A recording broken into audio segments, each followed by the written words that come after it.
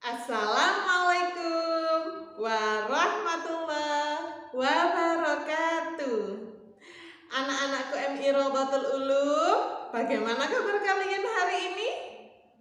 Semoga sehat dan tetap semangat ya belajar di rumah. Wah, sudah rapi semua nih. Sudah sholat duha belum? Sudah bantu bunda pagi hari ini? Alhamdulillah, tandanya teman-teman sudah siap belajar ya. Baiklah, bertemu kembali dengan Bu Dia pada pembelajaran akidah akhlak. Sebelum kita mulai belajar, kita buka dengan bacaan basmalah. Bismillahirrahmanirrahim. Selamat menyimak videonya ya. Mari kita simak kisah Harun. Harun adalah kaum Nabi Musa alaihissalam, berkebangsaan Israel dan bukan berasal dari suku Kipti atau Kipsi bangsa Mesir. Ia seorang yang kaya raya namun durhaka kepada Allah. Harun dikenal sebagai orang kaya yang sangat kikir.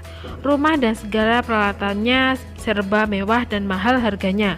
Banyak orang kagum dan tergiur melihat kekayaan Harun. Kekayaan Harun melebihi batas sehingga kunci gudang hartanya saja tidak mampu dipikul orang banyak. Harun seorang yang sombong, kikir, dan angkuh kepada sesama. Ia serakah terhadap harta dan memiliki akhlak yang kasar.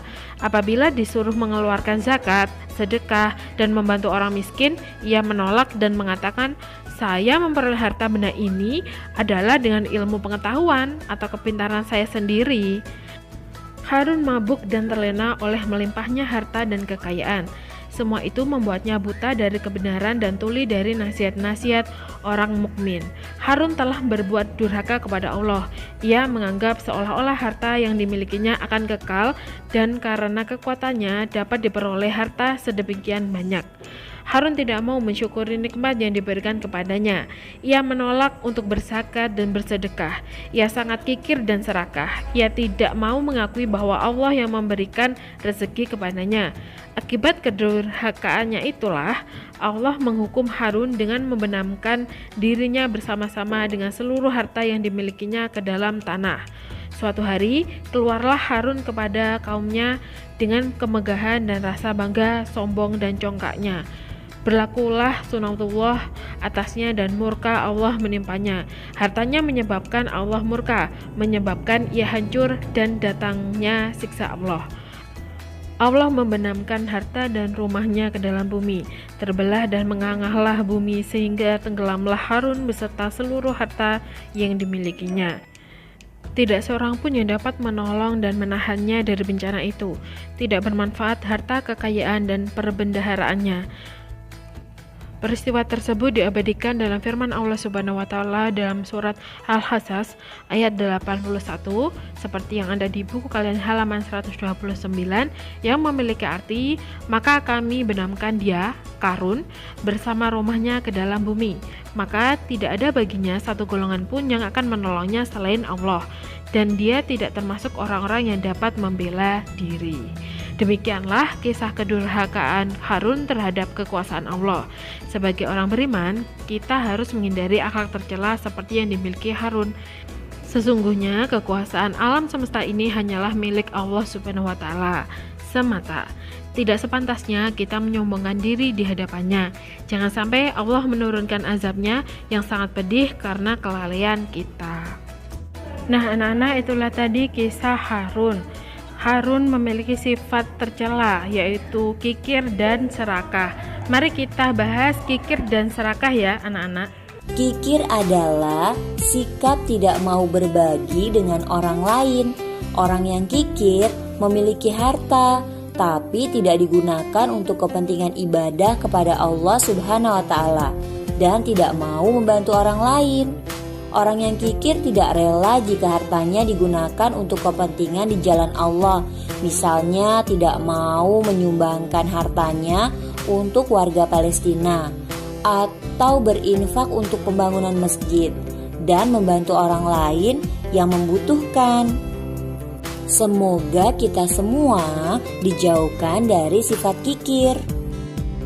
Akhlak tercela yang akan kita bahas selanjutnya adalah serakah. Serakah adalah salah satu penyakit hati, yaitu sifat selalu menginginkan sesuatu yang lebih banyak, walau harus mengorbankan orang lain.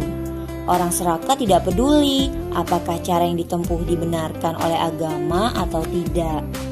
Orang yang serakah selalu berusaha untuk memiliki harta serta kekuasaan. Orang yang serakah pada harta dan kekuasaan akan bersikap sewenang-wenang, tidak mengenal kawan ataupun lawan. Semua akan dikorbankan demi mencapai ambisinya. Nah, sifat seperti ini jelas akan menghancurkan diri sendiri dan orang lain. Contoh orang yang serakah adalah pejabat negara yang korupsi, sudah punya jabatan, memiliki harta, tapi tetap saja mengambil hak milik orang lain, yaitu korupsi. Dalam surat Al-Ma'arij ayat 19-21 Allah berfirman, "Sungguh manusia diciptakan bersifat suka mengeluh. Apabila dia ditimpa kesusahan, dia berkeluh kesah, dan apabila mendapat kebaikan harta, dia jadi kikir."